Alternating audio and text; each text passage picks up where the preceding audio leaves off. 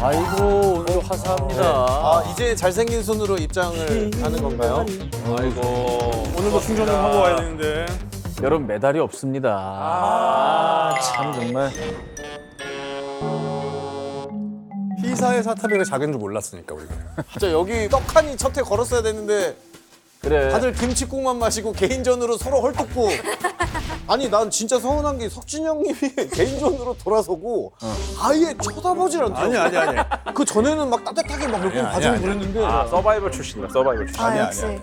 오늘 진짜로 최선을 다할 겁니다. 협동을 하겠습니다.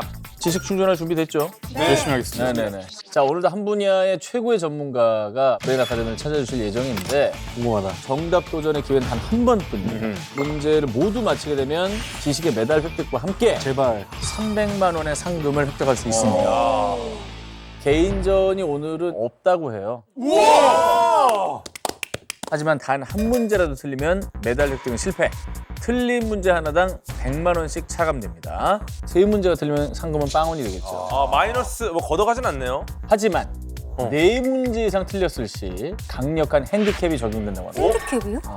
그러니까 단체전이니까 획득을 한번 해봅시다. 제발 제발. 똘똘 뭉칩시다. 똘똘 뭉쳐요. 협력해야 돼요, 협력해야 예, 됩니다. 예. 오늘은 네. 살면서 배워두면 너무나 우리 실생활에 유용할, 좋다, 바로 좋다. 적용 가능한. 좋다. 의료인이 나올 수도 있겠네요. 의료인. 그렇죠. 의사 선생님이 나오셔가지고. 그것도 유용할 것 같아요. 의료인. 화학 아닐까요? 그 화학이 아무래도. 실생활 화학도 이과로. 유용하다면 장훈재 교수님 꼭 보고 싶어가지고. 화학이 실생활에서 어떻게 활용을 할 수 있죠? 너무 많아요. 화장실, 욕실에서 모든- 화학 관련 너무 많고. 뭐 이런 거 화학 아닙니까? 머리에 껌 붙었을 때 떼는 방법. 그런 건 화학이죠. 그죠? 예, 예. 숙취에서도 그러면. 그렇지. 숙취에서도 화학이라고 볼 수 있죠. 탄산음료. 그러면 웃었으면 좋겠는데? 저는 이제 한켠으로는 인간관계 되게 어려워하고 인간관계 불편해하고 하잖아요. 그래서 저는 오매불만 기다리는 김경일 교수님. 김경일 교수님. 네. 알겠습니다. 자, 지적 능력을 제대로 레벨업 시켜줄 신개념 지식 충전 퀴즈쇼 브레인 아카데미. 오늘의 분야 공개해줘. 분야를 봐야 돼요. 분야.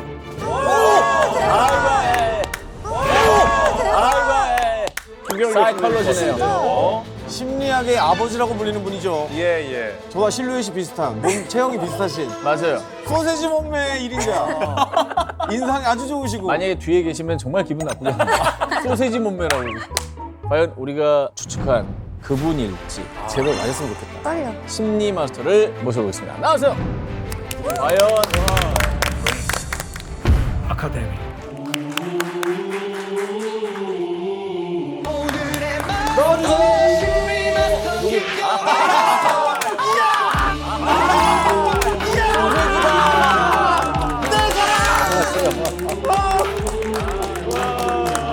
작게 생긴 소세지네.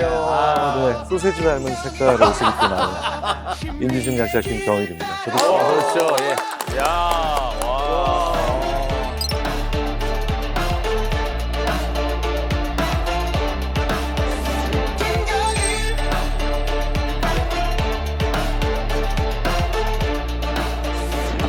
왜 이렇게 신났어? 아니, 이렇게 좋아해? 사석에서 가끔 대화를 나눠보면 아주 소소한 고민들을 툭툭 그냥 던져도 바로바로 해결책을 내주니까 너무 재밌어요. 실생활에 정말 가장 유용한 맞습니다. 그런 지식이 될 겁니다. 오늘 심리학에 대해서 어떤 걸 좀 얘기해 주실 건가요? 심리학이 인간의 심리 마음을 연구하는 학문이잖아요. 네. 네. 그런데 마음이 도대체 뭘까요? 마음. 마음. 네. 마음. 그쵸. 마음 결국은 우리의 뇌가 외부 정보를 처리해서 그걸로 인해서 발생하는 어떤 호르몬 작용이나 신체 내 변화 이런 것들을 마음이라고 하는 거 아닐까요? 국가적인 말이다. 인간미가 너무 없잖아요. 아니 정의하라 그래서 한번 해봤는데 왜 이렇게 비난이 아니 근데 또 상당 부분 그 맞는 대답을 또 해주셨죠. 우리 궤도 씨 정도의 대답을 인류가 하기까지 엄청난 시간이 걸렸다는 겁니다. 왜냐면 꽤 오래 전부터 사람들의 마음은 궁금했는데 그 마음이 어디 있는지를 몰랐기 때문에 맞아요. 여기 있다고 생각했잖아요. 네, 그렇죠. 그래서 내 안에 너 있다. 그렇죠. 내 안에 너 있다 이렇게 안 하고. 맞아요, 그렇죠, 맞아요, 그렇죠. 맞아요. 원래 여기 있는 거잖아. 그러니까 뇌에 아 진짜 이게 맞네. 내 안에 너 있다. 기억이니까. 맞아. 뇌 안에 너 있다. 그 말이 뇌 안에 뇌 안에 너 있다. 좋은데요. 그래서 실제로 사람의 마음이 하늘의 별에 의해 다 조종당하고 네, 그다음에 조절되는 거다라고 생각을 해서 하늘을 쳐다보는 그런 마음을 보기 위해서 네, 그랬던 문화도 있고 근대 들어와서야 네네. 우리 머릿속에 있는 뇌가 우리 마음을 만들어내고 움직인다는 사실이 이제 슬슬 밝혀지기 시작한 겁니다. 자, 근데 문제가 있죠. 여기서. 벌써? 여기서 문제는 아, 제가 내드리는 문제가 아니라 아니, 옆에서 소희가 이러고 있다가 문자니까 갑자기 팍 살아서 눈빛 바뀌는 거 보셨죠? 살기가 저 지난주에 PTSD가 있어가지고. 이 모든 게 사실은 거의 대부분 뇌에서 일어나는 일인데 문제는 뇌를 연구하기가 어렵잖아요. 그렇죠. 그래서 우리 기억, 감정, 판단, 결정 이런 것들이 이제 뇌 활동과 어떤 연관이 있는지를 이제 연구하기 시작했고요. 그렇게 해서 생겨난 것이 이제 인지심리학이라고 하는 그런 학문입니다. 네, 제가 전공하고 있죠. 너무 좋아합니다.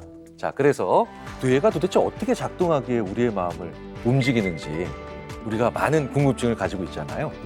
그 얘기로 한번 문제들을 풀어나가 보도록 하겠습니다. 재밌겠다. 기대된다. 문제를 다 맞춰서 심리 지식의 메달을 따가시길 바라겠습니다.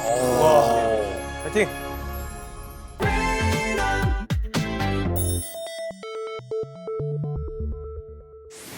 살다 보면 이제 다양한 심리 상황을 자연스럽게 겪게 되죠. 네. 그리고 모르는 사이에 이제 심리학 용어들이 관용구처럼 우리 일상 대화 속에서 자연스럽게 또 표현되고 스며드는데요. 그때 플라시보 네네. 플라시보. 플라시보 들어보셨죠? 효과. 다들 들어보셨죠? 네. 네네. 효능이 없는 가짜 약을 진짜 약이라고 믿고 복용을 했을 때 환자의 증상이나 병세가 호전되고 막 개선되는 그런 심리적인 반응들 그리고 현상들을 얘기하죠. 신기하다. 플라세보 효과가 1950년대부터 이제 실제로 과학적으로 연구들을 통해서 검증이 되기 시작했거든요. 그런데 이런 플라세보 효과 외에도 우리는 일상에서 이미 다양한 심리 효과들을 언급하고 실제 다 경험들을 하고 계십니다. 네. 자, 그래서 여기서 문제를 내보겠습니다. 와. 네. 문제 주세요.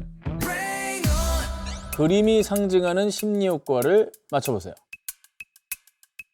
성적이 20점이나 올랐어요. 성적이 20점이 잘할 거라고 말해주고 믿어줬을 뿐인데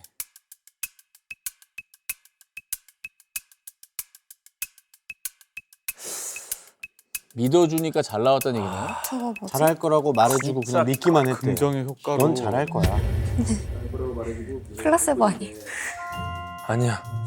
나는 말의 중요성 같은데 이게 긍정적으로 얘기를 하는 것도 하는 거지만 말 따라 사람 간다 뭐 이런 거 있잖아. 그 왜 책 중에 시크릿 말하는 대로 된다 뭐 이런 뭐 그런 긍정의 느낌이죠. 힘, 끌어당김. 끌어당겨. 근데 그런 거는 사실 과학적인 내용은 아니긴 해요. 근데 이거는 진짜 심리학적인 결과가 나온 거니까. 믿어주니까 믿어줬을 잘함. 뿐인데 올랐다. 5글자죠. 효과 빼고. 심리학에 굉장히 많은 용어가 네. 5글자죠. 5글자. 네. 그럼 내가 아는 그림인가? 기억이 안 얘들아. 나네. 5글자라고 했잖아. 네. 난 5글자 효과 아는 거 딱 하나밖에 없는데. 뭐야? 뭐? 피그말리온? 저도 그걸 적었거든요. 어. 근데 이게 맞는지가 확신이 없는 거야. 피그말리온 효과. 내가 아는 5글자 그거밖에 없어. 피그말리온 효과는 형이 알고 있는 건 뭐예요? 정의가. 단순함기라 피그말리온밖에 몰라요. 그냥 단어만 단어 용어를 알고 계시는 거군요. 그럼 피그말리온 효과의 정의가 뭐야? 그러니까 너희들이 잘할 거다라는 이야기를 듣고 나면은 실제 성적 향상에 도움이 되더라. 그래. 라는 걸로 제가 알고 있는데 피그말리온 효과를 들어봤는데 피그말리온. 들어봤지? 근데 뭔가 피그말리온 맞는 피그말리온 거 이게 같아. 아마 맞는 거 뭔가 같은데. 기분 좋은 효과였던 것 같은데 피그말리온 해볼까요? 피그말리온 제가 봤을 때 소희 씨가 너무 배포가 커요. 저요? 네, 초반에 우리 지난주를 생각해서 너무 덤비는데 더 쥐어 짜내 보면 뭐가 나오지 않을까? 인간의 그래요? 좀 심리 짜내볼까요? 효과들을 아는 걸 좀 짤까요, 던지면 가스라이팅 이런 건 아니겠지? 가스라이팅이네. 가스라이팅. 긍정적인 가스라이팅 아니야. 그러니까요. 넌 잘할 거야, 잘할 거야. 너 20점 오를 거야, 30점도 오를 걸? 가스라이팅. 가스라이팅은 보통 가스라이팅은 부정적인 믿어주는 게 경우에 많이 아니니까. 쓰니까. 그것도 그건가 그럼? 한쪽 대파에다가는 막 욕을 하고 그거는 한쪽 유사과학. 대파에다가 유사과학이라고 합니다. 그 샤머니즘. 네. 이것도 샤머니즘으로 또 가는 거야? 샤머니즘. 그거는 피그말리온 효과가 적용이 안 돼요? 네.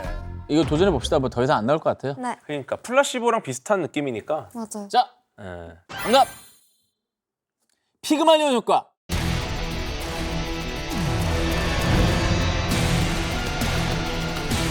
그렇다면 정답이 뭔지 확인해 볼까요? 네. 맞았으면 좋겠다.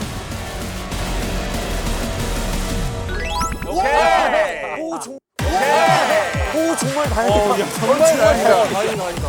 아, 진짜 진짜 다행이다. 다행이야, 진짜 다행이야. 맞습니다. 피그말리온 효과. 와, 이거 진짜 써먹어야겠다. 네, 이 피그말리온 효과는 기대가 현실이 된다는 것을 잘 보여주는 심리 현상. 내가 현실이 된다. 그 정의를 못했어. 피그말리온 효과라는 말은 그리스 신화에서 유래됐는데요. 조각가 피그말리온이 자기가 만든 여성 조각상에 사랑에 빠졌어요. 사랑에 빠지는 거. 아, 진짜. 실제 조각상. 그건 것 같아. 그런데 너무 간절하게 사랑을 계속 전달하니까 실제로 조각상이 진짜 사람으로 변했다. 이런 또 전설이 있는데 1968년에 어떤 심리학자 한 사람이 이 신화를 정말로 실험적으로 한번 구현해낸 거죠. 사람한테 너는 많은 잠재력을 가지고 있으니까 조금만 더 노력하면은 좀 더 많은 성과를 거둘 수 있을 거야. 이렇게 기대를 주고 긍정적인 신호를 보내줬더니 그렇게 하지 않은 그런 그룹이나 그런 사람들에 비해서 훨씬 더 나은. 그러니까 기대가 실제 행동과 결과에 영향을 많이 미친다는 거죠. 칭찬의 힘이네요. 이제 우리도 그러네요. 서로 칭찬하면서 하자. 그러니까 그래. 잘한다 잘한다 해야 돼. 아니 그렇게 그냥 믿음을 주는 것만으로 뭔가가 바뀔 수 있는 심리적인 어떤 과학적인 이유가 있나요? 왜냐하면 우리 뇌가 네. 현실 그 자체를 인식하는 게 아니거든요. 네, 네. 뇌가 바깥에서 들어오는 여러 가지 시그널들이나 아니면 정황 증거 아니면 상황 단서들을 계속 해석하거든요. 그래서 이런 걸 해석해서 거기에 맞게 노력하게 만들 수도 있고 자제하게 만들 수도 있거든요. 그럼 시험을 망친 뭐 고등학교 3학년 친구가 있어요. 수능을 앞둔. 그런 친구한테는 실제로 어떻게 얘기해 주면은 이 피그말리온 효과가 나타납니까? 예를 들자면 이럴 땐 좀 더 구체적으로 해주는 게 좋죠. 너는 7번 문제는 되게 어려운 문제였는데 이 문제도 풀고 해결하고 맞췄으니까 너는 사실 다른 문제들도 조금만 더 신경을 쓰면 맞출 수 있는 친구야. 그 상황에 맞는 디테일이 네, 네, 필요하구나. 누군가 나에게 기대를 해주고 긍정의 희망적 언어를 하면 맞는 것 같아. 할 수 있구나. 그러니까 하자. 이렇게 우리의 뇌가 집중력, 실행력, 기억력 등을 높일 수 있는 물질들을 내생, 즉 몸 안에서 만들어내니까 화학적이고 물리적인 변화예요. 뇌를 그 순간에 촬영해 보면 fMRI 같은 그런 장비로 뇌가 활동량이 증가합니다. 진짜로? 네. 그 피그말리온 효과는 본인이 본인한테 할 수 있는 거예요? 왜 우리 책 같은 거 보면 아침에 눈 뜨자마자 거울 보고 넌 최고야 뭐 이런 거 하는 거 있잖아. 자기 암시하는 사람들이 있지. 맞아. 거울을 보면서 하석진 씨가 하석진을 보면서 너 할 수 있어. 그럼 피그말리온 효과죠. 아, 3인칭으로 그렇죠. 대상화를 시켜야 되는구나. 네. 상엽이랑 할 수 있어. 네. 그래서 인칭을 2인칭, 3인칭으로 바꿔가면서 계속 얘기해보면 의외로 뇌에 아주 좋은 긍정적 암시를 많이 줍니다. 할 수 있어. 너 할 수 있어. 근데 이제 긍정적으로 뇌를 착각하게 만드는 방법에는 사실은 또 다른 방법이 하나 더 있습니다. 사실 제일 필요한 건데. 정말 많이 얘기들 하시잖아요. 웃어서 행복한 걸까? 행복하니까 웃는 걸까? 와. 보통 우리가 이제 좋은 일 있고 기쁜 일 있고 행복할 때 웃잖아요. 이게 반복되니까 우리 뇌가 이걸 알고 있는 거죠. 그렇기 때문에 웃으면 행복해진다. 이거는 정말 많은 심리학 연구와 행동과학 연구에서 정말 일관적으로 나타나는 현상입니다. 그래서 억지로라도 자꾸 웃어보려고 노력을 하시면 이상엽 씨 지금 너무 잘하고 계세요. 네. 이게 뇌가 행복한 상태라고 긍정적으로 자기를 이제 속이게 되는 거죠. 실제로 어느 정도냐 수치를 한번 보면요. 진짜 웃는 거에 거의 80에서 90%에 육박하는 정도의 효과를 진짜 좋다. 볼 수 있다. 꽤 높다. 네, 그러니까 오늘 문제를 푸는 과정에서도 좀 힘들거나 어렵다라고 생각되시면 억지로라도 좀 웃어보시고 입꼬리도 좀 여기저기 올려보시면 웃음이 터지겠구만. 네, 뇌가 행복 신호를 감지하고 활동량을 늘리니까. 아침마다 넌 할 수 있어. 그렇게 인격이 분리가 되기 시작하고 이제 해리성 인격 장애로 이제 다 한 끗 차이네요. 넌 할 수 있어. 아니야, 난 못해. 시끄러워 죽겠구만. 뭐라 짓거려. 아니 해리성 인격 장애를 아시는 분들이 피그말리온을 이렇게 어렵게 맞추셨어요. 그렇다면? 저희는 원래 어려운 걸 좋아해요. 그렇군요. 저희가 제일 못 믿는 게 저희 자신.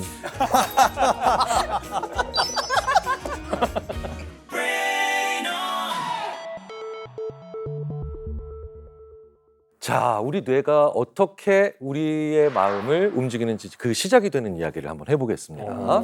바로 여러분이 무언가를 보고, 그렇죠? 듣고 그리고 만지는 그 감각, 이 단어 되게 중요합니다. 네. 감각의 순간 우리가 보고 듣고 느끼는 정보는 뇌 속에서 변형되고 정교화되고 저장되고 활용되죠. 네. 그리고 이런 감각을 통해서 우리의 뇌가 어떤 판단을 내리는 거거든요.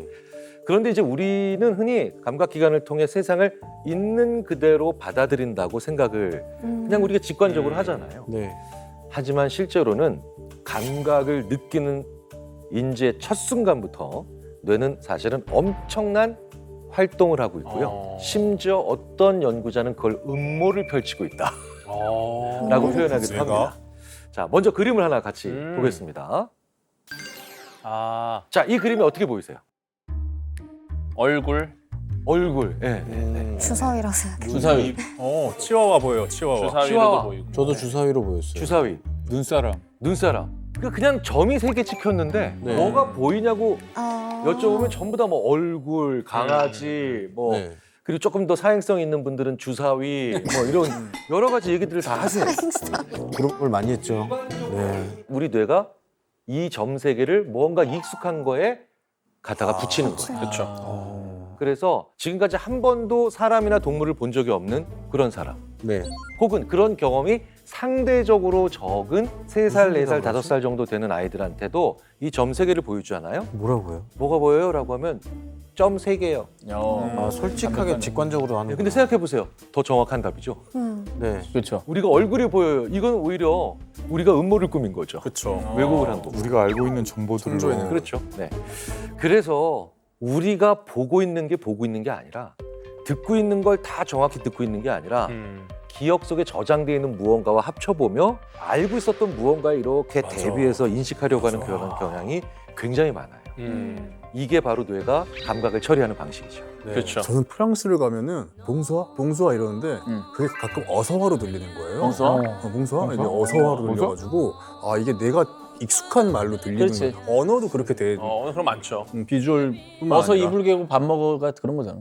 그게 뭐예요? 어서 이불 개고 밥 먹어. 아, 어서 이불 개고 밥 먹어. 한글로 우울할 때 들리는. 우울할 땐 똥 싸. 그렇지. 냄비 위에 밥이타. 밥이타. 재밌는 건 그런 농담을 한번 듣게 되면 영원히 그 팝송은 그렇게 들립니다. 맞아. 맞아요. 자, 이런 뇌의 정보 처리 방식 그리고 특징 때문에 우리는 사물을 알아볼 때도 점 3개 같은 몇 가지 단서만으로도 빠르게 인식하는데 빠른 게 꼭 좋은 건 아니지만 어쨌든 이 현상은 분명히 일어나고 있다는 거죠. 자, 그럼 정말 야, 음모론. 그런지 그림으로 한번 알아보도록 하겠습니다. 자, 지금 보여드리는 건 모나리자. 오 바로 나오죠. 네. 어떤 대상을 색깔 분포도로만 표현한 건데 아 대박. 정말 보이세요 저렇게? 아니요? 처음엔 구별 안 됐는데. 숫자를 찾고 있었어. 그래 생명 테스트 같잖아. 지금까지는 연습이었고 아, 이제 이런 걸 하는 거예요? 연습 몇 번 네. 더 하고 싶은데. 메달이 걸린 문제. 아, 문제 주세요.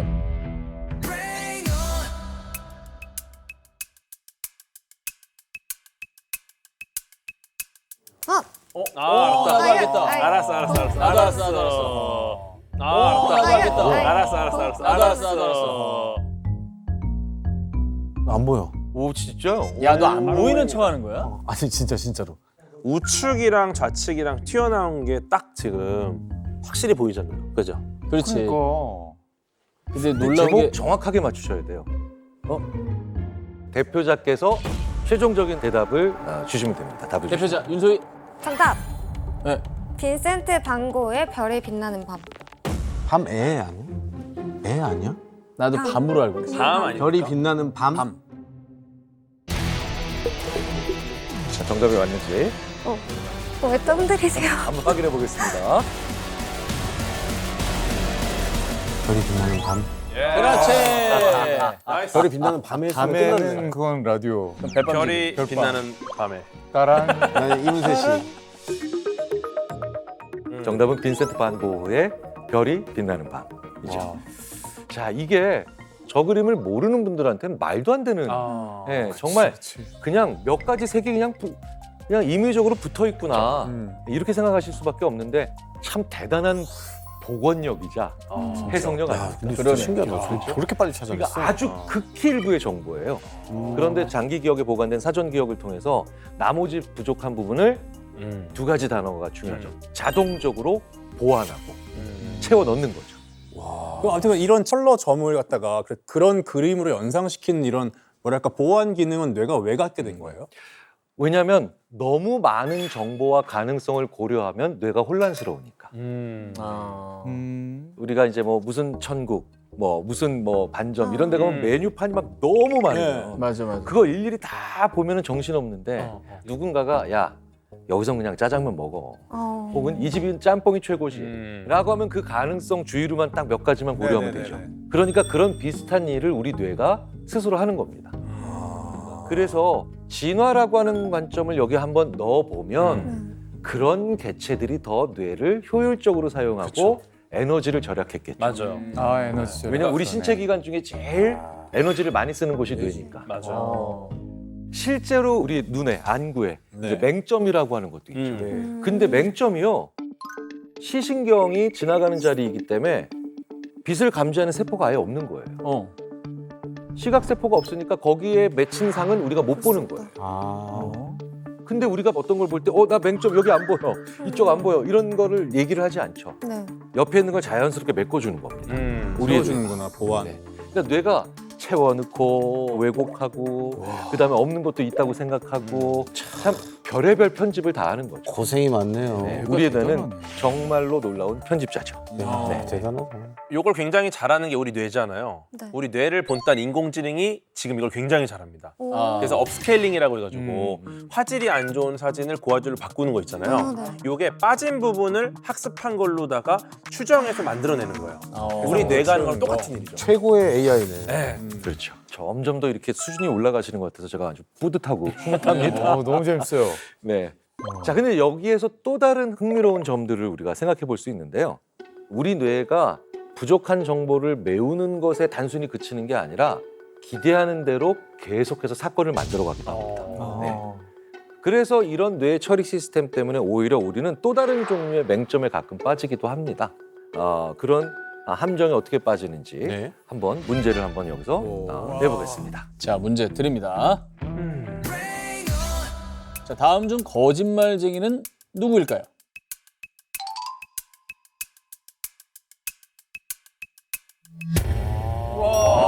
재밌다. 야, 이 빡세다. 우와. 와, 이런 거 재밌다.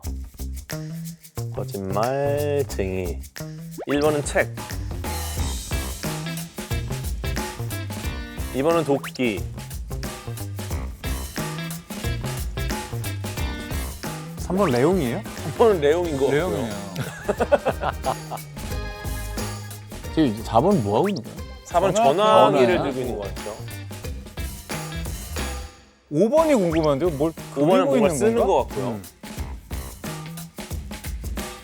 이게 뭔가 어떤 동작이 실제 어떤 모순이 있어야 된다는 거 있죠? 그런 걸로. 네. 뭐가 약간 난 모순되는 2번인 것 같아. 난 2번 아니라고 생각했는데. 내가 왜 2번이라고 생각했냐면 어. 도끼를 어. 내 쪽을 향해서 저렇게 드는 사람이 있을까요? 오. 도끼를 쓸 줄 아는 예리해. 사람이라면 나를. 도끼 나를. 만약에 도끼를 쓸 줄 아는 사람이라면 밖으로 밖으로. 날이 위로 올라가 있겠네요. 저 일리가 그림상으로. 일리 있어. 저도 저렇게 생각해요. 도끼 쓰는 표정이 사람이면 저렇게 안할것 같아. 위협적이잖아요. 표정 자체도. 서툰 사람일 수도 있지 않을까? 서툰 사람일까? 아니 그냥 그거 예리했다. 냈는데 방향이 저길 수도 있지. 저는 4번이 전화하는 사람이 저 화면이 켜져 있는 거 아닌가요? 하얗게? 근데 요즘에 전화는 초된 척하고- 상태로도 전화가 가능하죠. 몰랐습니다. 난 3번이 선글라스를 쓰고 꽃을 보는 사람이 있나? 그러니까 지금 꽃을 보고 있는 걸 표시한 거라면 이상한 난 상황인 3번이. 거죠. 색안경을 3번이 끼고 이상한 꽃을 거야. 본다. 3번은 황재근 씨입니다. 디자이너. 잘 있었어? 나 없는 동안 잘 공명가왕 있었니? 가면 만드는. 근데 거짓말쟁이는 누구일까라는 거니까 거짓말쟁이라는 거 힌트가 있을 거라고 저는 봅니다. 당연한 얘기 아닌가요? 아니 근데 직관적으로 그냥 나중에 보세요. 이게 정확한 단서입니다. 아니 문제가 그밖에 없는데 아니 이 사람아. 보세요. 당연한 거 같죠? 이게 정확한 단서예요. 좀 이따 보세요. 너한테 단서를 얻었어. 진짜 거짓말쟁이라는 말에 집중을 해보자면 거짓말쟁이는 말을 하는 사람이잖아요. 말로써 거짓말을 하고 있는 그럼 자인데 4번? 5명 중에서 말을 직접 하고 있는 사람은 4번이에요. 대박이다. 지금 저기서 거짓말을 하고 있는 거야. 여보 오늘 촬영 1박 2일이야. 궤도네. 궤도다 궤도. 아니야. 지금 그런 식으로 접근하면 안 돼요. 아니야? 그게 아니에요. 지금 우리는 그림을 잘못 보고 있어요. 어떻게 봐야 되는데요? 지금 보고 있는 중입니다. 기다리세요. 근데 맹점에 주목하라 그랬어요. 맹점. 보이지 않는 거. 보이지 않는 거. 맹점. 맹점 보이지 않는 우리 눈에 보이지 보이지 않는 게 않는 거. 뭘까? 까만 거? 그림이 아닌 거 아니야? 저거 어떻게 다시 다른 걸로 보면 뭐 다른 부분이 얼굴 표정이고 막 이런 거 아닐까? 거꾸로 보면 나오는 거 아니야? 오. 뭐라고? 어디서 오했어요? 저는 그냥 하석진 씨의 행동 자체가 그것도 그렇게 보여도 돼? 거꾸로인가? 아 형 그림을 다각화해서 보면 된다. 그러니까 나도 일어나서. 맹점. 거짓말쟁이는 누구일까? 저걸 보기를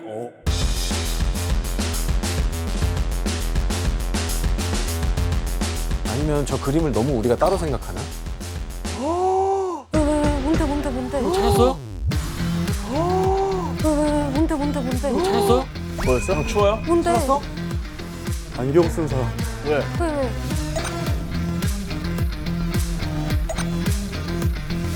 아, 라이어로 적혀 있다. 어디? 대박. 어디? 저기 안경 사람 코부터 입까지가 라이어 아니야? 그래. 아, 대박. 와, 필기체로 써. 필기체로. 대박. 와, 맞았네. 나는 맞아. 진짜. 맞았네. 궤도 말이 도움이 됐어?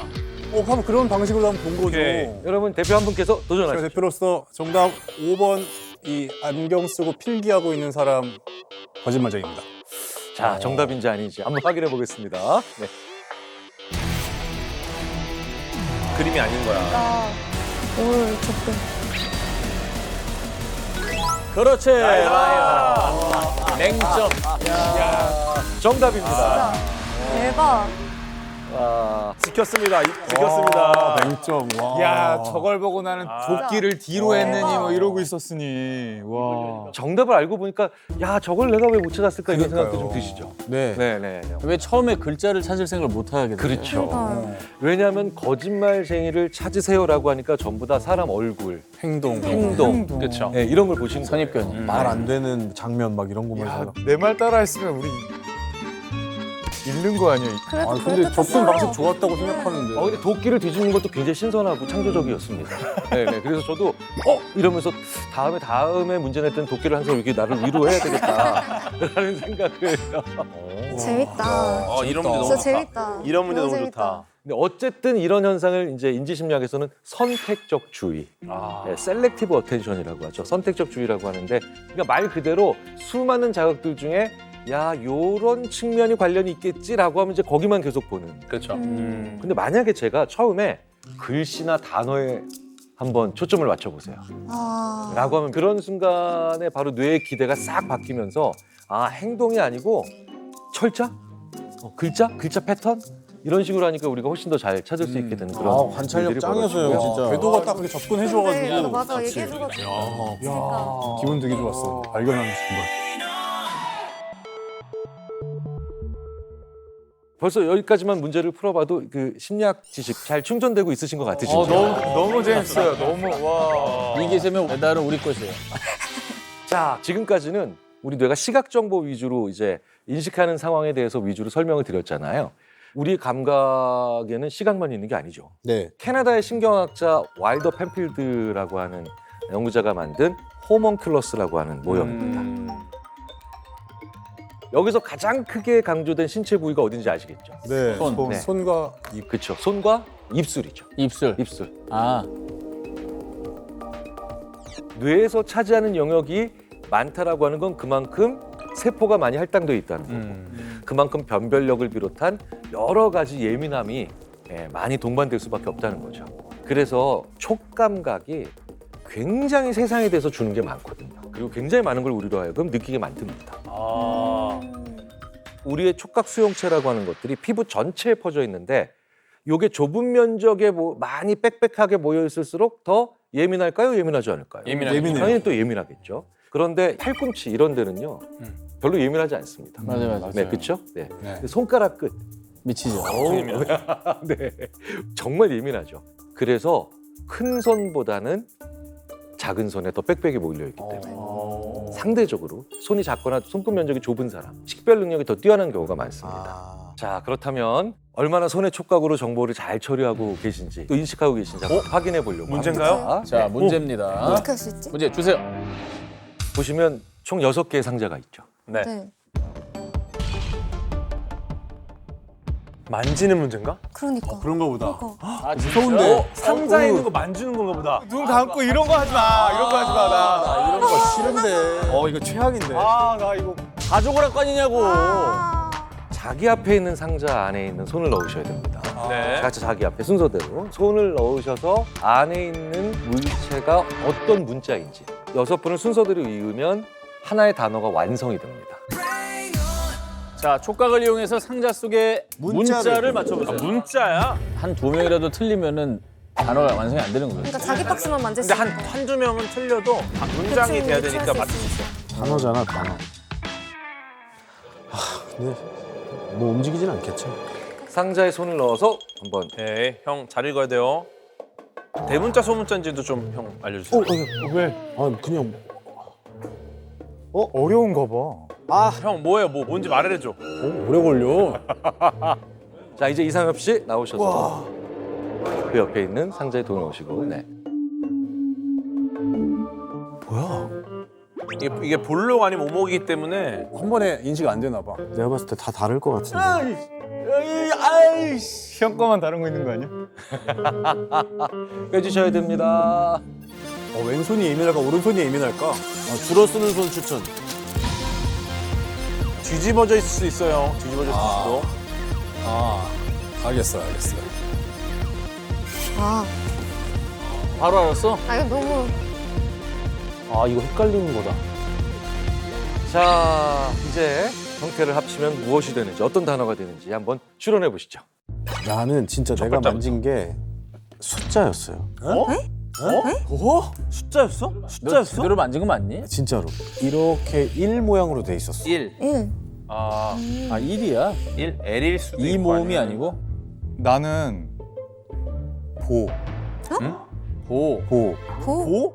보야 바야. 보야? 한글이야? 한글 보. 형은 나는 100% 마예요. 마. 그러니까 우리말 마. 우리말 한글 마. 미음과 그냥 아가 잡혔어 그냥. 뭐 다른 거를 추측할 수가 없어. 나는 알파벳 W였어. W. W? O가 아니라 0인 것 같아. 왜냐면 0. 길쭉하게 이렇게 내려와서. N입니다. 알파벳 N. N? 명확하게 N. 나우네. 나우. 나우인데 지금 마보 1이 문제인 거야. 마보이. 나우 마보이? 근데 나 1이 마보이. 뭐야? 마보이네. 마보이. 나우 마보이. 시스타 마보이.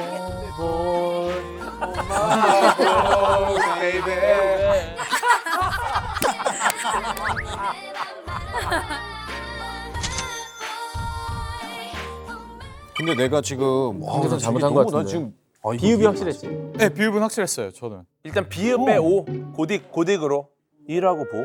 보라는 게 고 모양 요대로 그러니까 그대로 보. 보야?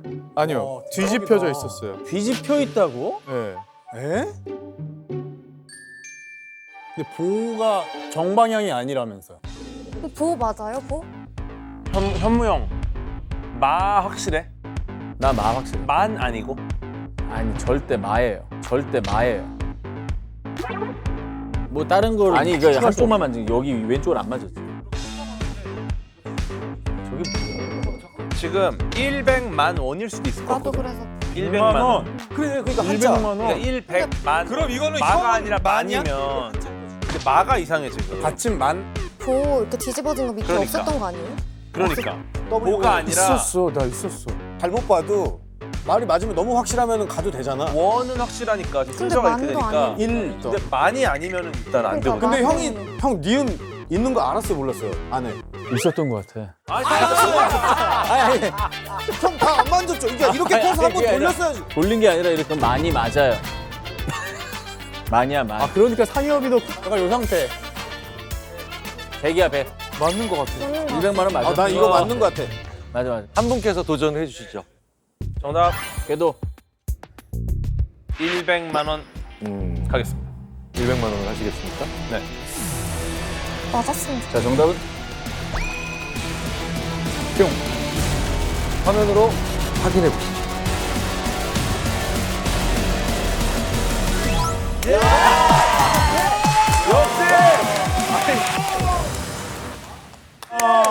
아니, 형! 내가 정확히 니은을 얘기했잖아요. 아, 밑에가 있었구나. 야, 이거 이거 체크 한번 해봐야겠다. 체크해봐. 아 이거 가서 한번 만져보세요. 자기가 이제 밑에 니은 있어?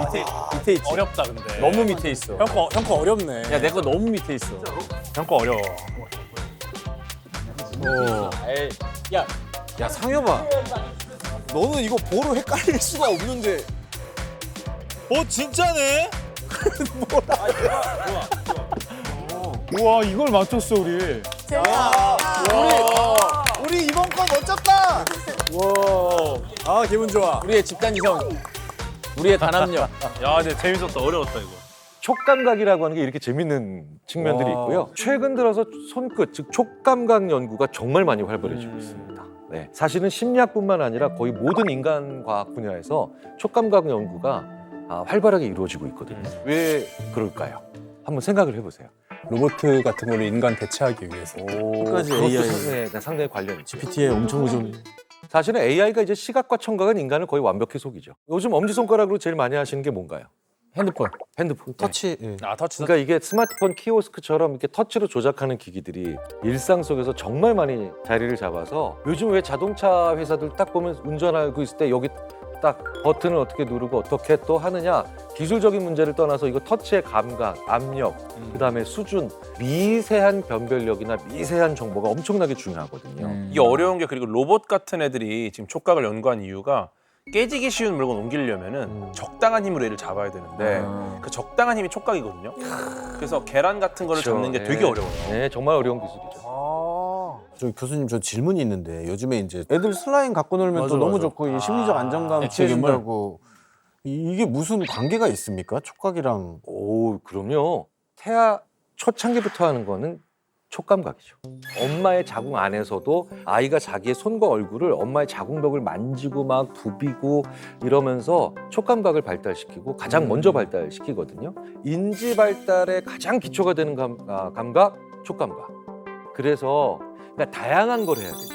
많은 일들을 그 손가락 그 끝으로 혹은 수많은 피부들로 해야만 인간의 뇌는 이거 굉장히 중요하고 오랫동안 써야 되는 기관이구나. 그런 측면이 굉장히 강한 게 바로 우리의 촉각이다라고 생각해 주시면 될 것 같습니다. 그렇다면 우리의 뇌는 감각을 통해 받은 정보를 어떻게든 저장하겠죠. 네.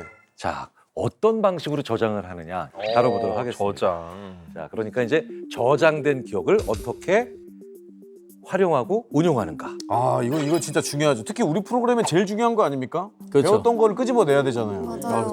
그렇죠. 네. 그런데 이제 이 질문을 정말 진지하고 깊게 고민했던 학자가 있습니다. 우리 뇌 속에 기억에 관련된 패러다임을 완전히 뒤바꿔 놓은 그런 인물이죠. 혹시 짐작 가는 인물이 있으세요? 프로이트. 웬만하면 프로이트죠. 네. 또 뭐 다른 분 기억나는 분? 이용 아닌가? 융? 칼륨. 칼 융. 네, 네. 가장 유명한 심리학자 아무나 네. 프로이트. 프로이트. 융. 가장 유명한 심리학자. 김경일. 아, 그렇죠. 네. 이렇게 해야 끝나, 저 말이. 왜 그걸 원해? 이거는 진짜 한 수 배웠습니다, 형님. 옛다는 마음으로. 네, 감사합니다. 우리 그간의 만남이 헛되지 않아요. 아, 그럼요. 다 알죠.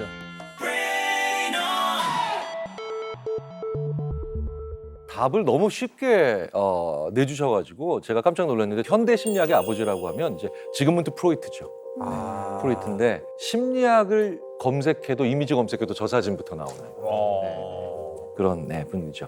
심리학에서 가장 먼저 배우는 인물 중에 하나인데요. 자, 이 프로이트가 현대 심리학의 선구자로 불릴 수 있는 이유는 현대 심리학의 핵심 개념들을 도입했기 때문이다. 이렇게 보통 얘기를 많이 합니다. 심지어 그런 얘기하는 연구자들도 있거든요. 현대 심리학의 날짜 변경성 같은 사람이다라고 하면서 이전과 이후로 정도예요. 나뉜다라는 얘기를 하거든요. 왜냐하면 이 기존 심리학에서는요, 인간을 움직이게 하는 요인이 오직 깨어있는 상태에서만 우리가 보고 듣고 느끼는 게 가능하다.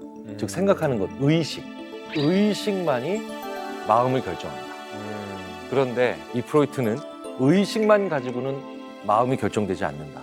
자, 정말 유명한, 이번엔 사진이 아니라 그림입니다. 그렇죠. 네, 이건 뭐 빙산의 일가. 정말 유명한. 이 그림 보신 적 있으시죠? 네, 네. 그렇죠. 그러니까 프로이트는 인간의 정신에서 의식이 빙산의 아주 위에 올라가 있는 일각이라면 그 수면 밑에는 의식보다 훨씬 더 큰 전의식, 잠재의식 같은 거, 그거보다도 더 큰 무의식, 우리가 어떤 것을 결정하는 것, 심지어 지금 오늘 입고 오신 그 옷장에서 고를 때까지도 수많은 우리의 말과 행동이 무의식과 관련돼 있다. 그러니까 느끼지 못하는 의식이에요. 네. 특히 불쾌하거나 아니면 잊어버리고 싶은 기억이 이 무의식에 주로 많이 잠재되어 있습니다. 왜냐하면 이걸 계속해서 꺼내고 있으면 우리가 너무 힘들어지잖아요. 우울하죠. 프로이트 이전에도요, 무의식의 존재 자체에 대해서는 알고 있었고 어느 정도 생각을 하고 있었습니다, 연구자들이. 하지만 대부분 중요하게 생각하지 않았다는 거예요. 그런데 그 와중에 프로이트는 의식보다 무의식이 훨씬 더 중요하다고 주장을 하고 의식에 관한 기존 개념을 완전히 뒤집어 버린 거죠. 언제부터 무의식이 더 중요하다고 생각한 거예요, 프로이트는? 이 신경과 의사였던 프로이트가 어떤 특정한 종류의 환자들을 만나게 되면서부터였습니다. 몽유병. 몽유병? 몽유병. 일부 포함될 수 있을 것 같은데요. 더 크게 보자면 신체적으로 특별한 이상이 없는데 마비가 오고 네. 그리고 실명, 심지어 안 보이고 이런 문제를 보이는 환자들에 주목하기 시작한 거고요. 그분들의 대부분이 여성이었다는 점에 주목을 한 겁니다. 네, 여성. 그러니까 이게 신체적이고 그냥 기존 의학적으로만 보면 답이 안 나오더라는 거예요. 그런데 이제 프로이트는 분명히 이 여성 환자들이 왜 20세기 초반이잖아요. 아무래도 전반적으로 사회적으로 좀 더 억압받고 약자지, 약자. 그렇죠? 위치가. 보이지 않는 마음의 상처를 받은 분들은 여성들이 더 많았겠죠. 프로이트가 무의식 속에서요, 눌려있던 감정이나 갈등 이런 것들이 결국 터져서 신체적인 증상이나 장애로 나오는 걸 보면서 이 경우를 그 유명한 히스테리라고 부릅니다. 히스테리라고. 히스테리. 이때 여기서 나온 개념이에요, 히스테리가? 히스테리라는 병은 그전에도 자주 언급이 됐었습니다. 고대 그리스 시대부터 네. 히스테리라는 여성의 병이 언급되고 존재했었죠. 자, 그래서 여기서 질문하셨기에 문제가 나올까? 문제를 내드리겠습니다. 너무 갑작스럽게 들어온다. 자, 문제 주세요. 고대 그리스에서부터 존재했던 여성의 병 히스테리. 그 어원은 무엇일까요? 어원. 어원. 너무 저희가 어렵다. 그냥 막 던져봐도 됩니까? 던지세요. 이게 여성의 병, 히스, 그의 근데 H가 히스토리도 HYS HYS. Y He's terrible. 아니야? He's terrible. He's terrible. He's terrible. 근데 여러 가지가 떠오른다. 이게 어원이라고 하면은 아마 나 영어는 그런 아닐 것 것 같은데 미스터리 의미가 있을 것 같은데. 미스테리. 히스테리? 미스테리. 미스테리가 M으로만 바꾼 미스테리죠. 미스테리. 문제를 잘 읽으시면 여성의 병. 여성의 병. 그리스. 헬레나. 이과의 한계군요. 아니 약간 헤라.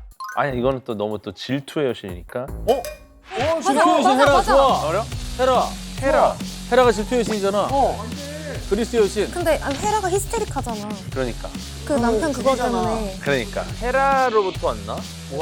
헤라가 이름이 노아시나가 저기 헤라고 이름이 약간 그러니까 비너스가 아프로디테거든. 아프로디테처럼 헤라는 히스테리였다.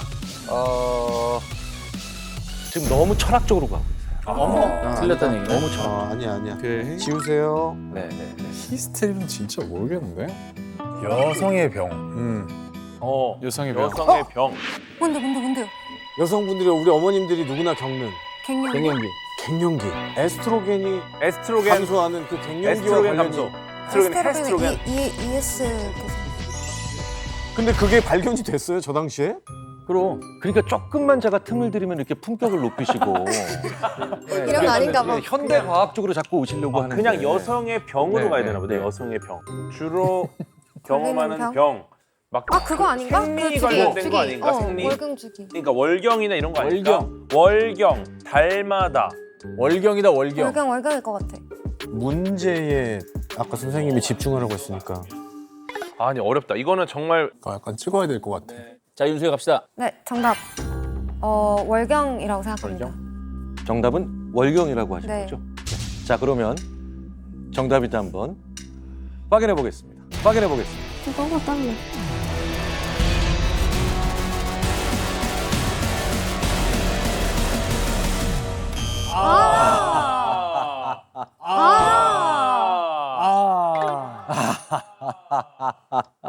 자, 아쉽게도 메달 획득을 실패하셨고요. 이거 너무 어려웠다. 이거 아니 근데 저거를 우리가 어떻게 찾아 저거를? 이거는 진짜 근데 모르겠다. 이건 글쌈도 못 맞춰.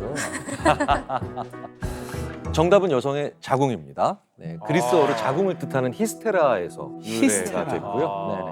그래서 여성들의 질병을 히스테리라고 부르기 시작한 거죠. 히스테리가 지금 개념과 같았어요 고대 그리스에서. 시대적인 편견이 좀 작용을 한 건데 아리스토텔레스를 비롯한 고대 그리스 철학자들은 남성을 상대적으로 완벽한 존재로 본 거예요. 그런데 여성들만 특별하게 가지고 있는 신체 기관이 자궁이니까 불완전한 여성의 자궁이 몸속 곳곳을 돌아다닌다고.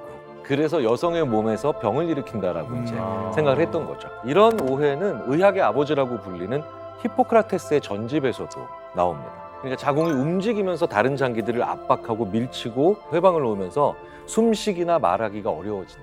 대박. 네네.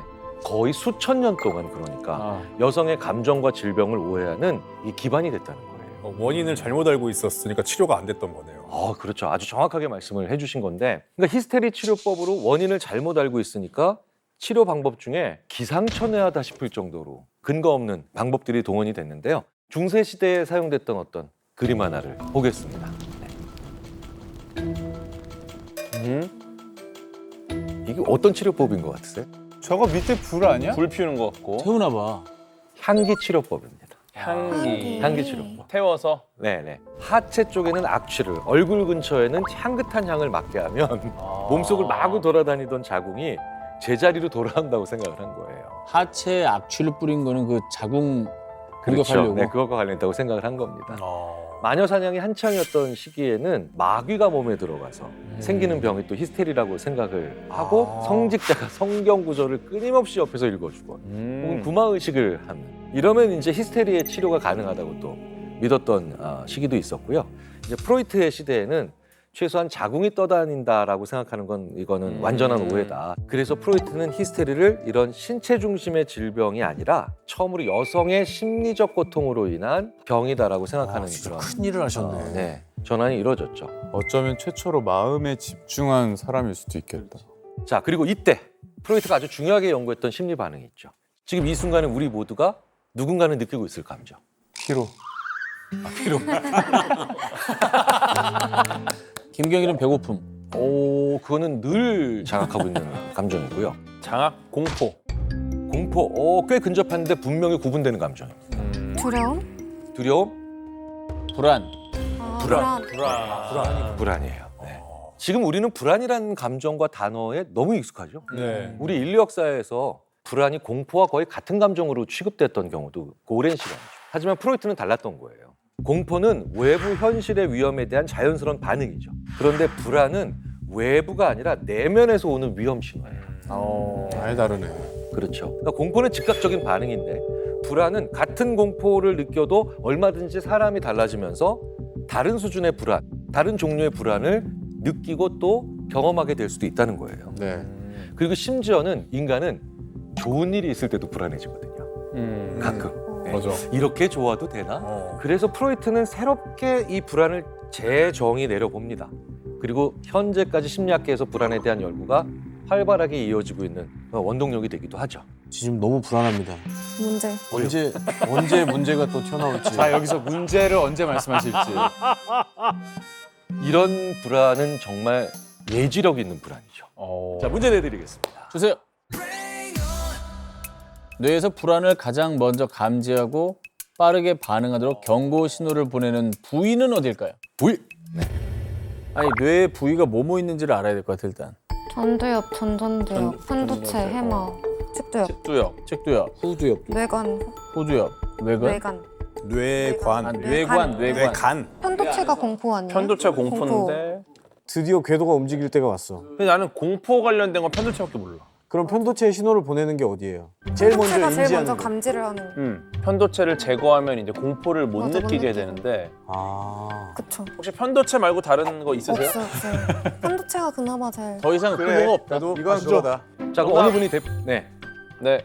편도체 가겠습니다. 네. 자, 그렇다면 편도체가 과연 정답인지 확인해 보도록 하겠습니다.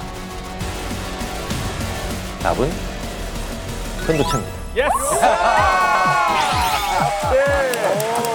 아니 근데 공포랑 불안을 분리해서 좀 불안한 진짜 거야. 빨리 풀었다. 야, 두 사람 없었으면 진짜.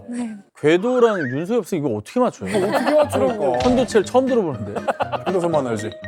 야, 분위기 다시 좋아졌습니다. 사실 우리 머릿속에서는 깊은 곳에 아주 작게 숨어 있는 그런 작은 영역처럼 보이지만 엄청 큰 영역이죠. 근데 편도체의 어원은 혹시 아세요? 이제 영어로 아미그달라고 하는데 어원이요. 아몬드예요, 아몬드. 모양이 아몬드 이렇게 같은 땅콩처럼 거예요. 생겨갖고. 네, 네. 아. 사실은 우리가 착각하시면 안 됩니다. 야, 편도체가 있으면 우리가 공포, 불안 이런 걸 느끼니까 없는 게 낫겠다. 아우, 그건 아니겠죠. 네, 이미 눈치채셨네요. 위험을 감지 그건 못해. 아닙니다.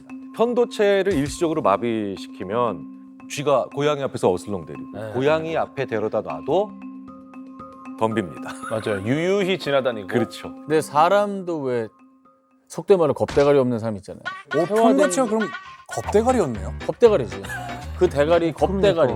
순우리말로 겁대가리. 맞는 얘기야. 맞는 말이야. 근데 겁대가리 없는 놈 이러면은 너무 무례한 표현이니까 너 편도체가 좀 작아졌니? 순우리말로 겁대가리. 진짜 그러네. 맞는 말이야. 순우리. 근데 그게 퇴화된 거예요? 원래 선천적으로 편도체가 작은 사람이 그러는 거예요? 그러니까 원인은 다양하죠. 어. 하지만 어쨌든 그렇게 너무 겁이 없으면 오래 살기 힘들죠. 그렇지. 그렇죠. 이게 위험을 죽잖아. 감지하거나 예견할 수 있는 능력이 떨어지니까. 맞아요. 진짜 목숨을 빨리 잃을 수도 그렇죠. 있지. 수만 명 중에 일부는 편도체가 선천적으로 약하거나 아니면 굉장히 축소된 상태로 태어나는 사람들이 있을 거고 편도체가 과활성화되면 너무 지나치게 불안하거나 혹은 너무 약하게 활동하면은 또 반대의 현상이 일어나는 이런 것들이 있기 때문에 적정한 수준이 필요하겠죠. 자, 그런데 사실 이 6분의 뇌가 다 동일하진 않겠죠. 네. 그렇죠. 그러니까 모든 사람이 정확히 같은 정도와 같은 방식으로 뇌를 작동시키지는 않잖아요. 그래서 아주 예외적으로 뇌가 마음을 다루는 근본적인 방식 자체가 다른 사람들이 있습니다. 심리학에서 흔히 얘기하는 어둠의 삼각형. 어둠의 삼각형. 뭔가 말이 되게 멋있는데?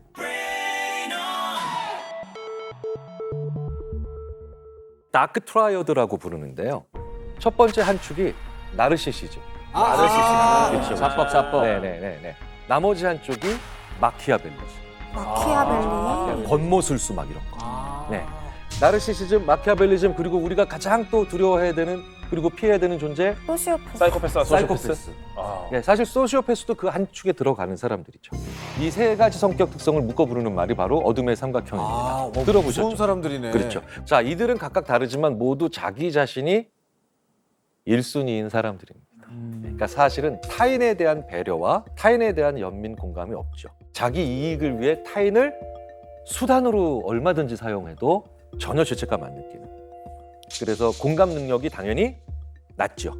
자, 그런데 이들 사이에도 분명한 차이점은 존재하죠. 나르시시즘은 뭐예요? 자기 자신을 병적으로 사랑하는 게 특징이죠. 그래서 인정받고 특별하게 보이기 위해 자기 이미지를 과도하게 부풀리고 그런데 중요한 건 나만 잘나야 돼요.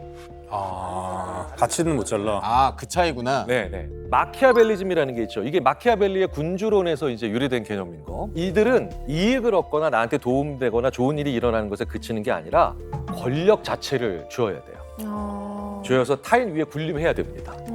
네네. 자, 이제 마지막으로 사이코패스는 어떤 사람이냐? 이 사이코패스는요, 굉장히 충동적으로 행동을 하는 경향이 있습니다. 그리고 자극을 찾아다니는 특징이 있는데, 그러니까 오로지 자신의 자극을 위해 위험한 행동을 하고 그 결과를 후회하지도 않습니다. 네. 그 과정에서 사람을 해치는 것도 네. 충동적이고 후회도 안 합니다. 잡혀도 후회 안 하죠, 심지어. 이 6분 중에 나는 이 어둠의 삼각형 유형 중에서 나한테 제일 익숙하다. 근데 이거 세 개를 계속 듣다 보니까 네. 모두한테 조금씩은 있는 요소들 아니에요? 오, 하석진 나 본인에게도 그런 측면이 있지 않느냐. 권력용 요소. 고해성사. 아니 라고 뭐 말씀하시는 거죠. 고해성사. 형 좋게 봤는데. 어둠의 하석진. 나는 권력욕이 아예 없는데. 나는 권력욕이 아예 없는데.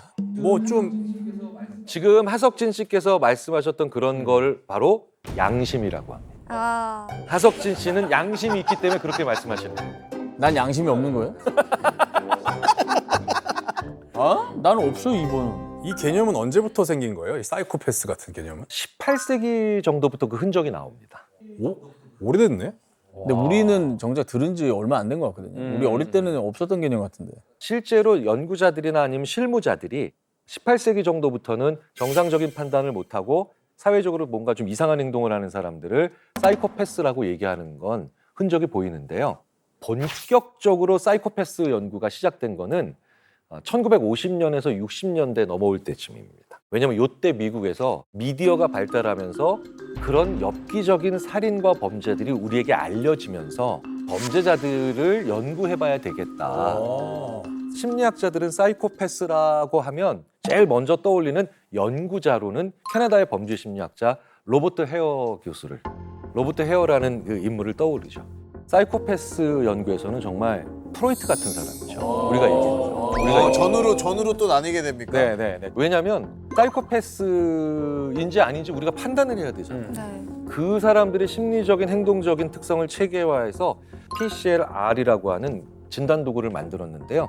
이게 지금까지도 사이코패스를 평가하는 표준 기준이 되어 있습니다. 표준을 만들었네요. 네, 그래서 이 도구의 등장으로 사이코패스 연구와 범죄 예방 그리고 또 범행을 저지른 사람에 대한 판단 모두에서 획기적인 전환점이 마련이 됐죠.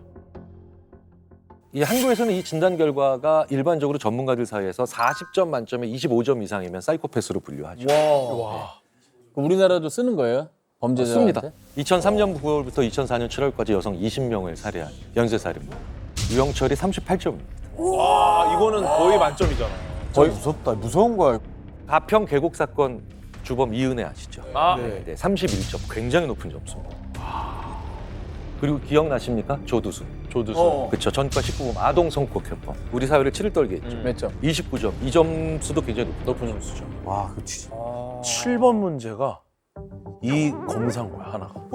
그래서 우리 중에 사이코패스가 있어야 맞출 수 있는 거지. 근데 있으면 어떡할 거야, 근데? 근데 맞춰. 그 사람은 사이코패스야. 그 사람은 보내고 그 사람은 보내고 그러니까 굉장히 많은 분들이 이거 좀 오해하시는 게 쭉 보고 난 다음에 내가 체크해보고 나 사이코패스인가 봐 이렇게 이제 된다고 생각을 하시는데 이거는 당사자가 직접 반응하고 이제 질문에 응답하는 게 아닙니다. 하긴 피할 수가 전문가가. 있으니까. 네, 전문가가. 그래서 체크리스트라고 하죠. 로버트 헤어 박사가 정리한 이 PCLR이 20개 정도면 이거를 볼 수 있다는 거예요. 항목별로 어떤 내용이 있는지 한번 보는 거 의미가 있겠죠. 이건 진짜 네. 궁금하다. 20개로다가 와. 자, 자극 추구, 죄책감 없고, 공감도 부족하고, 11번부터 20번까지도 있겠죠. 뭐 안 좋은 건 다 모아놓은 것 같습니다. 네. 그런데 이제 가려진 게 하나 있으니까 이게 좀 눈에 띄시죠. 자, 그러니까 1번이 가려져 있다는 건 첫 번째 항목에는 사이코패스와 처음 만난 순간에 쉽게 알아차릴 수 있는 특성이 포함되어 있기 때문이다. 그렇겠다. 라고 보시면 돼요. 자, 어떤 내용인지 한번 같이 보겠습니다. 네. 사이코패스 1번 항목에서 표면적 매력을 체크합니다. 그러니까 그 사람의 겉보기에는 매력적이고 친절해 보이게 행동하는지 보는 거죠. 아, 맞아. 강우순 네, 얘기할 네. 때 얘기했던 것 같아. 관련이 맞아, 있어요. 그런데 표면적 매력 외에도 하나가 더 있죠. 그 특성을 체크하는데 이게 되게 중요해요. 이게 문제예요. 자, 문제 내드리겠습니다. 주세요. 자, 1번 항목에 들어갈 사이코패스의 나머지 특성은 무엇일까요? 표면적인 매력, 그리고 이겁니다. 선한 인상? 저 친절함? 그런 것 같은데 주변 평판이 되게 좋잖아요, 보면. 그 소위 얘기한 것처럼 평판이 너무 좋은 거예요. 남들은 전혀 문제를 몰라. 평범한. 주변 이웃 간의 관계가 너무 좋고 사교성? 사교성. 사교성. 친절함 아까 네가 얘기했지. 친절한 성격? 용의자들로 해서 나오는 거 보면 뭐 도망 다니다 좀 지저분했을지언정 보면은 다들 법인 역할 좀 해보지 않았어요? 네. 너 사이코패스 그렇지. 해봤어? 2번이나 해봤어. 어? 이거 네가 알아야지 그럼. 알아야지. 아, 근데 저는 잘생긴 얼굴? 내가 했을 때는 약간 상대한테 안도감을 주려고 노력했던 것 같아. 그러니까 편안함이라든가 아니면 난 널 해칠 생각이 없어라고 하는 그런 그러니까 경계심을 풀게 만드는 그런. 경계심을 풀게 약간 만드는 그런 느낌 있어야 될 것 같아. 사교성, 언변. 근데 여성들을 홀릴 수 있는 거는 언변 아니야?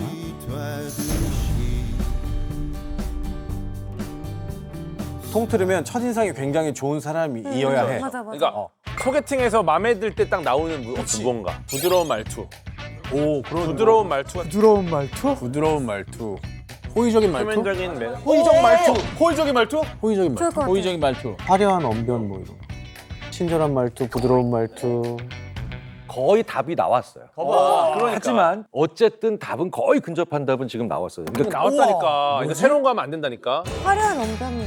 부드러운 말투? 부드러운 말투. 그러니까 나는 친절하고 바르고 예의 바른 언변 뭐 다 섞어가지고 참 배려 깊고 예의 깊은 따뜻하고 친절하고 호의적이고 참 사람 좋은 언변 이렇게.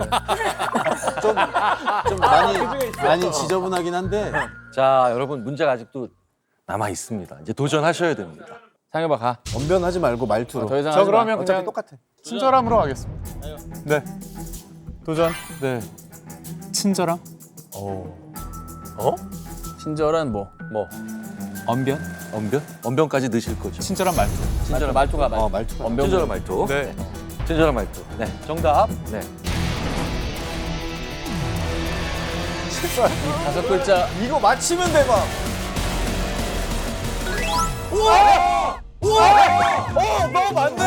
유창한 맞네. 언변 맞지? 언변 이거 맞은 거야 틀린 거야? 맞는 거지. 맞는 거죠 맞는 거죠. 유창한 게 친절한 거지. 친절해가 아니 언변이 맞잖아 언변. 그러니까 이거 말투. 말투가 언변. 맞죠. 마스터의 권한으로 정답 처리하겠습니다.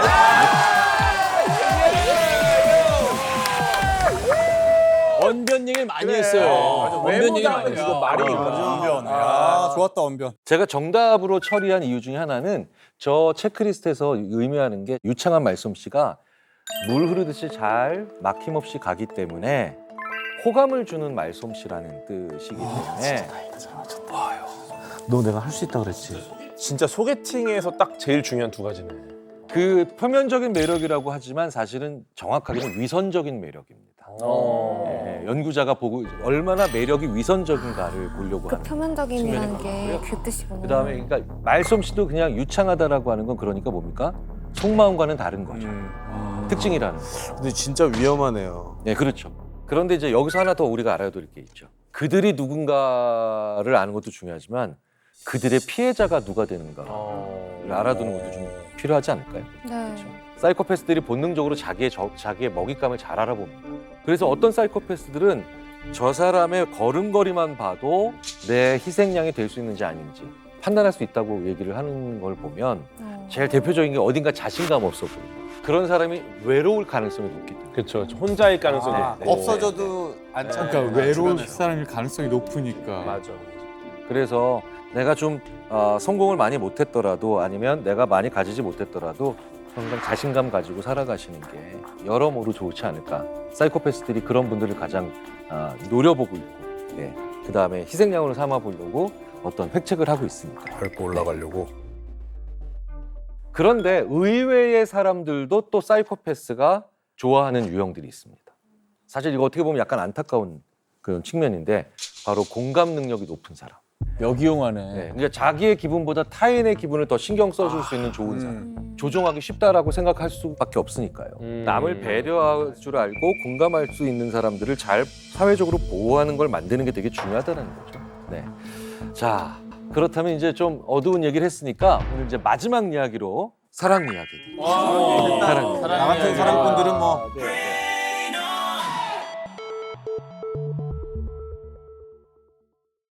사랑은 뭘까요? 사랑. 하하. 사랑. 사랑 과학이죠. 호르몬의 양이 정상 수치와 달라지면 우리가 보통 사랑이라고 정의할 수 있습니다. 저는 심리학 중에서도 인지심리학이라서 어떤 현상을 정의 내리는 그 방법이 되게 궤도 씨랑 비슷해요. 그러니까요. 네네. 저희 그래서 쪽이에요. 저희 인지심리학자들은 사랑을 이성 간에 만나 짧게는 1, 2년, 길게는 3, 4년간 유지 가능한 흥분성 휘발성 감정이라고 표현합니다. 동의합니다. 가능한. 예. 그런데 저희들끼리 막 이런 이제 흥분성 휘발성 감정 비슷한 얘기를 하니까 선배 심리학자, 인지심리학자 한 분이 뭘 그렇게 과학적이려고 애를 써. 오. 그냥 누군가를 신경 쓰는 거야. 그리고 그 사람이 움직이면 자꾸 쳐다보는 거야. 그러니까 인간의 뇌가 그 사람을 향해 반응한다는 얘기를 훨씬 더 그냥 행동적으로 표현하시더라고요. 네네네.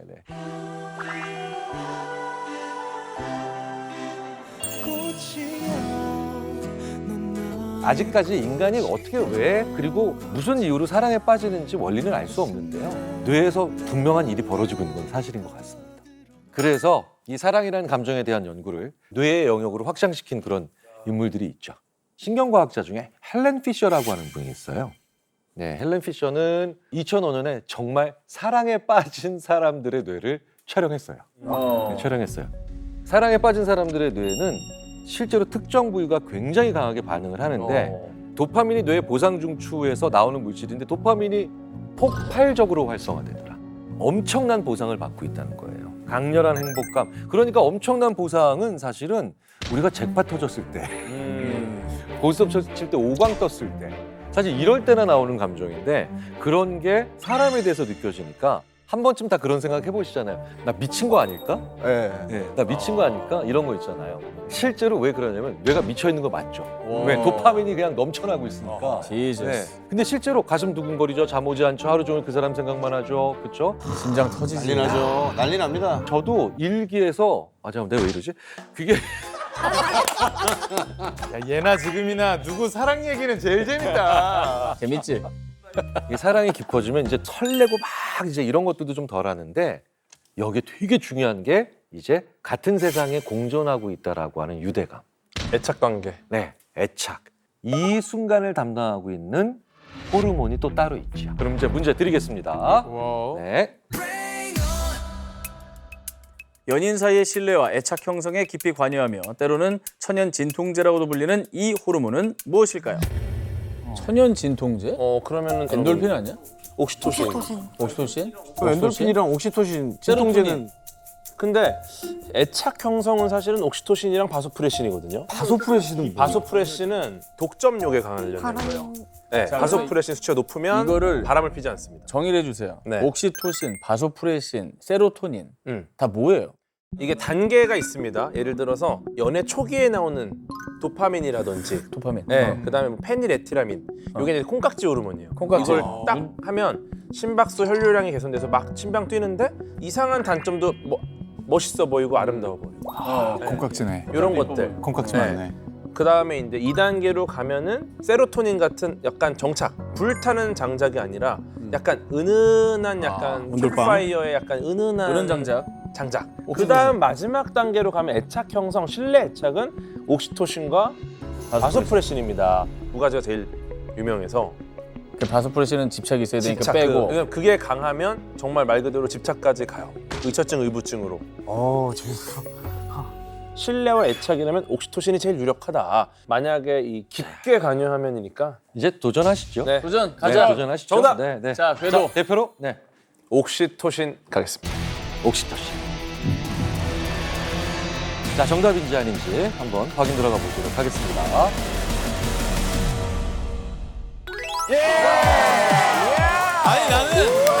나는 그냥 믿고 있었어 이거.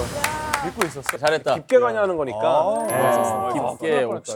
그 소위 말하는 관계, 애착의 형성에 옥시토신이 직접적인 영향을 미치고 있다는 건 이미 잘 알려진 사실입니다. 연구자들 사이에서. 근데 이제 최근에 옥시토신 분비량에 따라서 스트레스 호르몬 있잖아요. 코르티솔 분비량이 이게 약간 기량작용처럼 감소를 하더라고요. 스트레스를 줄여준다. 그렇죠. 진통제네. 그러니까 이 호르몬은 연인 간의 스킨십을 할 때, 눈을 마주보며 대화할 때, 포옹을 할 때 많이 나오는 포옹 호르몬이라고도 하죠. 분비되고 싶다. 이제 그래서 단순한 편안함이 아니라 우리 뇌가 안전하다라고 의식하게 만들어줘요. 불안하거나 잠이 잘 안 오는 밤에도 왜 사랑하는 사람의 옆이라면 왜 깊고 편안하게 잘 수 있고, 내가 정말 사랑하는 반려묘가 있으면 잠을 더 잘 잘 수 있는 것도 마찬가지로 옥시토신과 같은 호르몬의 그 분비 작용, 이게 정말 중요한 호르몬이라서 한번 마지막으로 말씀을 드려봤습니다. 근데 이제 결국은 우리 마음이 뇌에 의해서 결정된다고 하지만 결국 그 뇌를 컨트롤하고 조절하는 건 또 우리 자신이잖아요. 그렇기 때문에 사랑하는 존재들을 곁에 두고 나 자신을 사랑하고 또 돌보고 이런 행동들이 중요하다는 거, 의미가 있다는 거, 저는 꼭 이 시간을 통해서 한번 말씀을 드리고 싶었습니다. 감사합니다. 즐거웠습니다. 순댓국 드시러 가시죠. 먹을 자격이 있어요. 자, 브레인 아카데미 두 번째 시간이었는데 안타깝게도 한 문제를 틀렸어요. 모든 문제를 다 맞히지 못했기 때문에 지식 메달은 획득하지 못했습니다. 너무 아깝다. 올림픽 메달도 얼마 따기 힘듭니까? 그럼요. 메달의 그 소중함을 좀 일깨워 보세요. 그 메달을 우리가 하나도 안 빠지고 12개를 다 걸려고 했다니 진짜 건방졌네. 건방졌어요. 오만했어요. 아예 안 걸면 아무도 모릅니다. 다음 세 번째 시간엔 반드시 메달을 획득할 수 있도록 분발해 봅시다. 과학계 1인자 과학마스터 모셔보겠습니다. 나와주세요.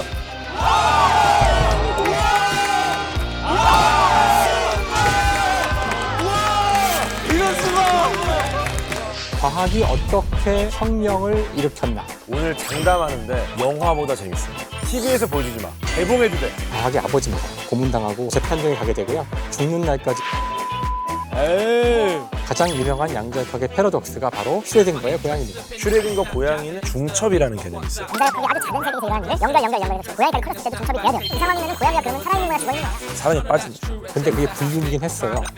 불륜인가? 상태였기 때문에. 따야 돼. 이번에 무조건 따야 돼. 뭐야 이게? 아예 모르겠네. 어려운 걸 내신 거야. 너무 어려운가요? 그냥 게르마늄이에요. 위상변화가 일어나다가 어느 날 갑자기 월식이 일어난 거예요. 특수상성 이런 둘 다 적용이 돼야 됩니다. 뿌리 깊이가 라틴어로 보니까 온난화가 됐을 때 지구의 모습일 수도 있잖아요. 정답.